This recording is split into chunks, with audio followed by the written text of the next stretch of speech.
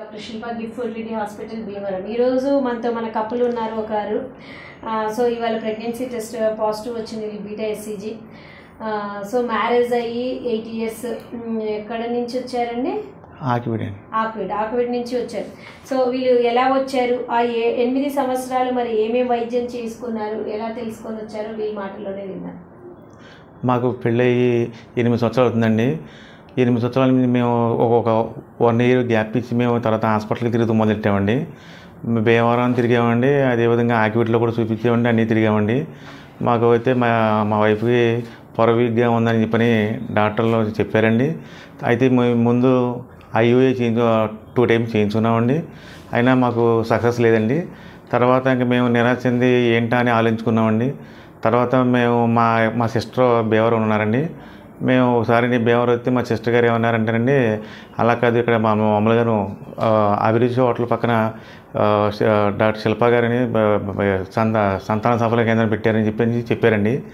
అయితే మా అక్క ఏంటంటే మేము వెళ్ళి చూపించుకోవడం సరే అని చెప్తే మేము వచ్చామండి. రాగానే మేడం గారు ఏంటి మీ ప్రాబ్లం ఏంటి, అది మీరు ఎక్కడైనా ఏం చూపించుకోవాలని చెప్పి అడిగారండి. ఆ ఫైల్స్ చూపిస్తే అమ్మ మరి నీకు కొంచెం పొరవిగా ఉంది మేము కంగారు పడక్కర్లేదు, దీనికి నేను ట్రీట్మెంట్ నేను సజెస్ట్ నీకు చెప్తాను, నీకు సాల్వ్ అవుద్ది నీకు అని చెప్పని మేడం గారు ధైర్యం చెప్పారండి. మేము ముందు అధైర్యపడ్డామండి, అవుతుందా అవదా అని చెప్పి మేము కంగారు పడ్డామండి. కానీ మేడం గారు అయితే మట్టుకి మాకు భరోసా ఇచ్చారండి. నేను మీకు ఏదో ఒక విధంగా మీరు కంగారు పడకుండా రండి, మీకు ఏదో ఒక విధంగా సజెస్ట్ చేసి మీకు చేస్తానని చెప్పని మేడం గారు ధైర్యం చెప్పారండి. అదేవిధంగా మేము 5 months నుంచి వస్తున్నామండి. అయితే మయ్యాని మే నెల వల్ల ఒక 2 months మేము గ్యాప్ ఇచ్చి ఆగిపోయామండి గాల్పులని. తర్వాత మేడం గారు ఏమన్నారంటే మీకు పొర పెరిగింది, మీకు బాగుందని చెప్పి మేడం గారు అన్నారండి, మీకు ఎంబ్రేస్ వేసేస్తామని చెప్పారండి. అదేవిధంగా వేసేసారండి, మాకు సక్సెస్ అయిందండి. మేము అవదనుకున్నది మాకు 100కి 100 పాళ్ళు కూడా మేడం గారు చేయే సెలవు వల్ల మాకు ఎలా మా వైఫ్ గారు గర్భవతి అయ్యారు.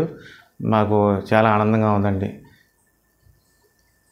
సో వీళ్ళు నా దగ్గరికి వచ్చినప్పుడు అండి, ఫస్ట్ వీళ్ళ హిస్టరీ ఏంటంటే ఎగ్ అన్నది కొద్దిగా తగ్గింది. అప్పట్లో వాళ్ళు తెచ్చుకున్న reports.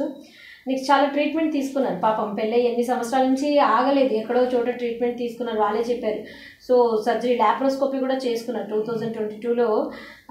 Tubes testing, diagnostic hystero laparoscopy ఇవి చేసుకున్నారు. ఆ తర్వాత 2 IUI కూడా చేసుకున్నారు, అయినా కూడా సక్సెస్ అవ్వలేదన్నమాట. సో మళ్ళీ మనం ఎందుకు వీళ్ళకు IVF సజెస్ట్ చేయాల్సి వచ్చింది, మనకి ఎందుకు నెక్స్ట్ లెవెల్ వెళ్ళాలి అనుకున్నామంటే, ఎండోమెట్రియం అన్నది చాలా మందికి ఇది ఏంటంటే ఈ పాయింట్ గమనించుకోరు. సో ఎందుకు అవ్వలేదండి, గుడ్డు వస్తుంది అంతా బాగుంది, అయినా పిల్లలు పుట్టట్లేదు అంతా బాగుంది అంటున్నారు మేడం అని అనుకుంటారు. ఇక్కడ ఏంటంటే మనకు ఎండోమెట్రియం అనేది బేబీ బెడ్ అనమాట. సో అది బేబీ ఎంత మనకి మామూలుగా బెడ్ ఎంత మందంగా ఉండి ఎంత బాగుంటే అంత నిద్ర పడుతుందో, బేబీకి కూడా అది బ్లడ్ సప్లై అంటే రక్త సరఫరా అనమాట. సో అది పల్సగా ఉంటే బ్లడ్ సప్లై అనేది సరిగా పోదు బేబీకి. సో అప్పుడు బేబీ కూర్చునే ఛాన్సులు చాలా తక్కువ ఉంటాయి. సో మన చిన్న పద్ధతిలో IUI అట్లాంటి వాటిలో కానీ లేదా న్యాచురల్ సైకిల్లో కానీ ఏం జరుగుతుందంటే ఎగ్ ఎండోమెట్రియం 2 ఒకేసారి రావాలి. అది చాలా కష్టం, ఎందుకంటే ఎగ్కి ఇచ్చే టాబ్లెట్స్ వల్ల కొన్నిసార్లు ఎండోమెట్రియం రాదు, కొన్నిసార్లు ఎండోమెట్రియంకి ఇస్తే ఎగ్కి రాదు, అట్లుంటుంది. సో రెండింటిని మ్యాచ్ చేయడం చాలా కష్టం. సో వీళ్ళ రిపోర్ట్స్లో అదే జరిగింది, ఎందుకంటే తిన్న చూసినప్పుడు ఎండోమెట్రియం 5 mm మాత్రమే ఉండిందనమాట పాపం. కానీ ఒరిజినల్గా మనకు 10 to 12 mm అన్నది ఉంటుంది. సో అందుకని ఆల్రెడీ 8 years మ్యారిటల్ లైఫ్, చాలామంది ఇంకొక 2 నెలలు చూద్దాం, ఇంకొక 3 నెలలు చూద్దాం, ఇంకొక 6 నెలలు అని అట్లా బ్లైండ్గా ట్రీట్మెంట్ తీసుకోవటం వల్ల మన కాస్ ఏంటో కనుక్కోకుండా మీరు గుడ్డిగా వైద్యం చేసుకుంటే ఏమవుతుందంటే ఎగ్ అనేది పడిపోతుంది. ఇప్పుడు కూడా నేను ఒక పేషెంట్ని చూసి వచ్చానమాట, దానికి కూడా యాక్చువల్లీ ట్యూబ్స్ బ్లాక్ ఉన్నాయి, కానీ వాళ్ళకేమో చిన్న పద్ధతిలో ప్రయత్నం చేసుకోవాలని చెప్పి చేసి వాళ్ళ ఎగ్ చూస్తే ఎగ్ 1.2 ఉంది, ఎగ్ అంతా పడిపోయింది.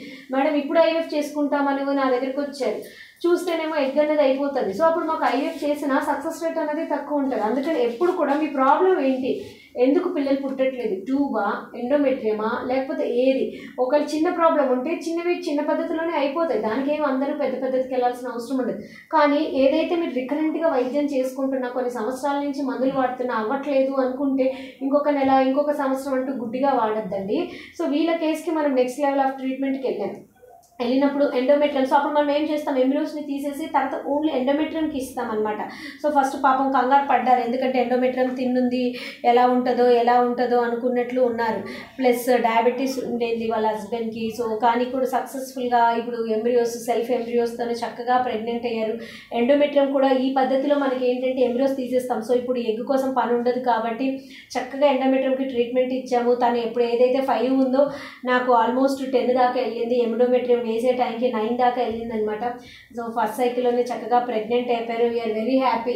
8 సంవత్సరాల కంటే మనం కరెక్ట్ వైద్యం, కరెక్ట్ కారణం కనుక్కుంటే ట్రీట్మెంట్ అన్నది పాసిబుల్, తల్లి అవటం అన్నది పాసిబుల్. సో నేను అది చెప్పాలనుకున్నాను. ఎప్పుడు కూడా ఏంటి అంటే ప్రాబ్లం కరెక్ట్గా కనుక్కోవాలి, దానికి కరెక్ట్ ట్రీట్మెంట్ చేసుకుంటే చక్కగా వైద్యం అన్నది అయ్యే ఛాన్సులు ఉంటాయి. సెల్ఫ్ ఎంబ్రియోస్తోనే చక్కగా ప్రెగ్నెంట్ అవ్వచ్చు, తల్లి అనిపించుకోవచ్చు.